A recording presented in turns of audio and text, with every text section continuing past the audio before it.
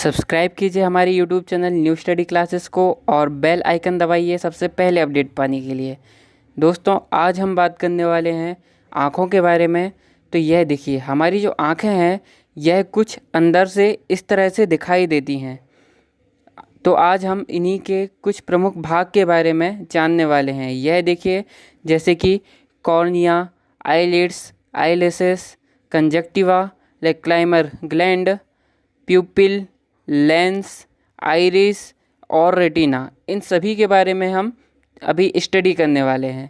तो पहले हम देखते हैं कॉर्निया के बारे में। तो यह जो हमारी आँख होती है और इसमें यह जो आपको नीला वाला भाग दिखाई दे रहा है यही होता है कॉर्निया। प्रकाश इसी भाग से होकर के अंदर नेत्र में प्रवेश करता है और यहाँ पर आकर के फैल जाता है। नेत्रदान के समय कॉर्निया को ही दान किया जाता है। जब भी हम नेत्र दान करते हैं तो उसमें केवल यही वाला भाग दान किया जाता है। जो भी अंधे लोग होते हैं उनके अंदर आपने देखा होगा कि उनकी आंखें देखने में एकदम बराबर होती हैं, केवल उनके ये कॉर्निया वाले भाग में ही प्रॉब्लम होता है। यह कॉर्निया का जो आकार होता है वह कुछ इस तरह से बाय कॉन्वेक्स होता है। कभी कभी कॉर्निया की आकृति असामान्य हो जाती है जिसे दृष्टि वैषम्य कहते हैं। दोस्तों, अब हम बात करने वाले हैं हमारी पलकों के बारे में। तो यह देखिए, यह हमारी आईलिड्स पलकें और यह हमारी बाहरी सुरक्षा प्रदान करती हैं। बाहरी आवरण में रहने वाले धूल के कण या फिर कोई भी चीज़ यदि हमारी आँख के पास में आती है तो यह तुरंत ही बंद होकर के उन्हें हमारी आँख के अंदर जाने से रोकती है। दोस्तों, इसी के अंदर एक मेब्रोमियन ग्रंथि होती है जो कि एक तेल जैसा चिपचिपा पदार्थ निकालती है जो कि हमारी आँखों को सूखने से बचाता है। अब हम यदि आईलेसेस के बारे में बात करें तो यह जो है यही होती हैं हमारी आईलेसेस। यह हमारी आँखों को बाहरी सुरक्षा प्रदान करती हैं। अब हम बात करते हैं अश्रु ग्रंथि या लेक्राइमर ग्लैंड के बारे में। तो यह हमारी आँखों के दोनों ओर होती है। देखिए, चित्र में देखिए, यह हमारी आँख हैं तो यहाँ पर और यहाँ पर ये जो आपको दिखाई दे रहे हैं यही हैं दोनों हमारी अश्रु ग्रंथि या लेक्राइमर ग्लैंड। यह हमारी आँखों को शुष्क होने से बचाती हैं। इसमें ही एक लाइसोजाइम नामक एंजाइम होता है जो कि बैक्टीरिया को मारता है। जब भी कोई भी बैक्टीरिया हवा के कण के द्वारा या फिर किसी भी चीज़ के द्वारा हमारी आँखों में पहुँचता है और वह नुकसान पहुंचाने की कोशिश करता है तो वो यहीं पर ही उस बैक्टीरिया को मार देती हैं ताकि वह हमारी आँखों को नुकसान ना पहुंचा सके। दोस्तों, अब हम बात करने वाले हैं कंजक्टिवा के बारे में।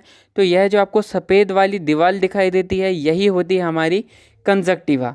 अब हम यदि प्यूपिल के बारे में देखें तो यह जो आपको ब्लैक वाला भाग दिखाई दे रहा है यह होती है हमारी प्यूपिल, जिसको हम हिंदी में पुतली बोलते हैं। और इसी भाग से प्रकाश नेत्र में अंदर प्रवेश करता है। यह अब प्रकाश की मात्रा को परावर्तित भी कर सकता है और रोशनी के हिसाब से स्वयं को छोटा व बड़ा भी कर सकता है। यह देखिए, यह हमारी जो बॉल टाइप में दिखाई दे रही है यह हमारी आँख, यह है हमारी आइरिस और यह जो ब्लैक वाला भाग दिखाई दे रहा है यह है हमारी प्यूपिल। देखिए, जब भी कोई भी प्रकाश हमारी नेत्र में प्रवेश करता है तो ये वाला जो आपको उठा हुआ भाग दिखाई दे रहा है यह है कॉर्निया। तो वह कॉर्निया से अंदर प्रवेश करके हमारे आइरिस के पास में आता है। तो यह जो आपको ग्रीन वाला भाग दिखाई दे रहा है यह है हमारा आइरिस। तो जब भी आइरिस पर आता है तो या तो वो उसको ऑब्जर्व कर लेता है या फिर उसे रिफ्लेक्ट कर देता है। लेकिन जब भी हमारी प्यूपिल की ओर प्रकाश आता है तो वह सीधा अंदर पहुंच जाता है और यहाँ आकर के पूरे हमारे जो ये वाले रेटिना वाले भाग में बिछ जाता है, जिससे कि हमें प्रकाश के कारण हमें इमेज दिखाई देने लगती है। तो दोस्तों, जब भी प्रकाश अधिक होता है तो यह अपने आप को छोटा कर लेता है और जब भी प्रकाश कम होता है तो यह अपने आप को बड़ा कर लेता है ताकि अधिक से अधिक प्रकाश अंदर प्रवेश कर पाए और हमें चीज़ें क्लियरली दिखाई दे पाएँ।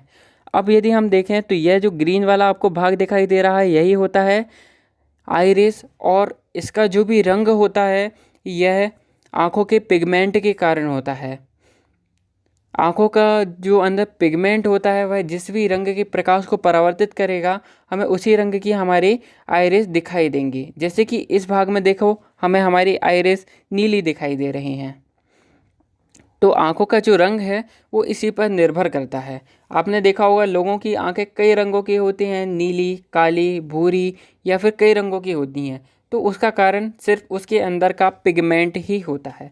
जब भी दोस्तों आँखों को स्कैन किया जाता है तो उसमें यही वाला भाग जो है यही स्कैन किया जाता है। अब यदि हम लेंस की बात करें तो इसी के ऊपर होता है हमारा लेंस। यह देखिए इस तरह से यह कुछ लेंस होता है और यह हमारे प्रकाश को अंदर रेटिना पर परिवर्तित करता है और उठा करके फोकस करता है। इसका आकार भी इस तरह से कुछ बायकॉन्वेक्स ही होता है और आयु के साथ साथ इसका आकार जो है वह बढ़ता है तथा हल्के भूरे रंग का हो जाता है। दोस्तों अब हमें दो चीज़ को समझना बहुत ज़रूरी है, एक मोतियाबिंद और एक काले मोतियाबिंद। तो आपने कई बार नाम सुना होगा मोतियाबिंद। तो हमारे जो आँख का लेंस होता है इसके ऊपर सफ़ेद रंग की एक परत जम जाती है, जिसके कारण हमारी आँखों में चीज़ें हमें धुंधली दिखाई देने लगती हैं और हम जब भी ड्रॉप डालते हैं तो यह चीज़ क्लियर हो जाती है। यह इसको हम इस तरह से समझ सकते हैं कि जब भी लेंस या फिर हम कांच में देखते हैं और हमें कई बार चीज़ें धुंधली दिखाई देती हैं तो उसमें क्या होता है, कांच के ऊपर हमें एक सफ़ेद रंग की परत, ऐसी कई कण उसके ऊपर बिछे रहते हैं जिसके कारण हमें हमारा जो शक्ल है वो अच्छे से दिखाई नहीं देता है। फिर हम जब भी कांच को साफ़ करते हैं, क्लीन करते हैं तो हमें हमारा शक्ल अच्छे से दिखाई देने लगता है। अब हम यदि बात करें काला मोतियाबिंद के बारे में तो यह क्या करता है, हमारी आँखों के अंदर की कोशिकाओं को नष्ट कर देता है, जिसका इलाज बहुत मुश्किल होता है। अब यदि हम बायमायोपिया को देखें तो यह हमारी आँखों की सैलिरी मांसपेशियों को कमज़ोर कर देता है। यह अधिकतर वृद्धावस्था में देखा जाता है।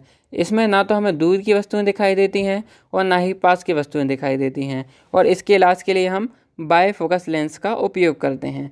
दोस्तों यदि हम बात रेटिना की करें तो यह हमारे आँख में यह एक स्क्रीन या फिर पर्दे की तरह कार्य करता है जिस पर इमेज बनती है। यह लाइट सेंसिटिव सेल्स से बनी होती है, जिस पर लाइट पड़ती है तो यह सेल्स जो हैं वो एक्टिवेट हो जाते हैं और इस पर कुछ ऑप्टिक नर्व्स होती हैं जो कि हमारे मस्तिष्क तक प्रकाश को ले जाती हैं। यह देखिए यह हमारी आँख है और इसमें यह जो पीछे वाला आपको भाग दिखाई दे रहा है यही होता है रेटिना।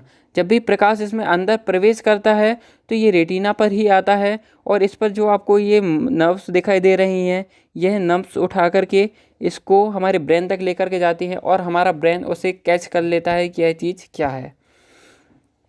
दोस्तों इसमें जो सेल्स होते हैं यह भी दो प्रकार के होते हैं, एक तो रॉड सेल होते हैं और एक कॉन सेल होते हैं। तो जो रॉड सेल होते हैं यह अंधेरे में प्रकाश की तीव्रता को बताते हैं तथा मंद प्रकाश में वस्तुओं को पहचानने में सहायता करते हैं। अब हम इसको ऐसे समझ सकते हैं कि जब भी हम किसी बंद कमरे में जाते हैं तो हमें वहाँ पर चीज़ें दिखाई देती हैं कि यह यहाँ पर सोफ़ा रखा है, पलंग रखा है या फिर कोई इंसान खड़ा है, लेकिन हमें उसका आकार या फिर हमें उसकी जो रंग होता है वह सब क्लियरली दिखाई नहीं देता है। लेकिन जब भी उस पर लाइट पड़ती है तो हमारे जो कॉन सेल होते हैं वो एक्टिवेट हो जाते हैं और हमें वह चीज़ें क्लियरली दिखाई देने लगती हैं। तो यह जो कौन सेल होते हैं यह केवल प्रकाश में ही काम करते हैं। तो दोस्तों आज हमने आँख के बारे में अच्छे से जाना। आई होप आपको हमारा यह लेक्चर अच्छा लगा होगा। यदि आपको हमारी यह मेहनत पसंद आती है तो इसे हमारे वीडियो को सब्सक्राइब कीजिए और लाइक कीजिए। और यदि आपको किसी भी सब्जेक्ट से रिलेटेड कोई भी वीडियो चाहिए तो हमें कमेंट्स बॉक्स में कमेंट्स करके बता दीजिए, हम आपको वह वीडियो पहले पहुंचा देंगे। ओके, धन्यवाद।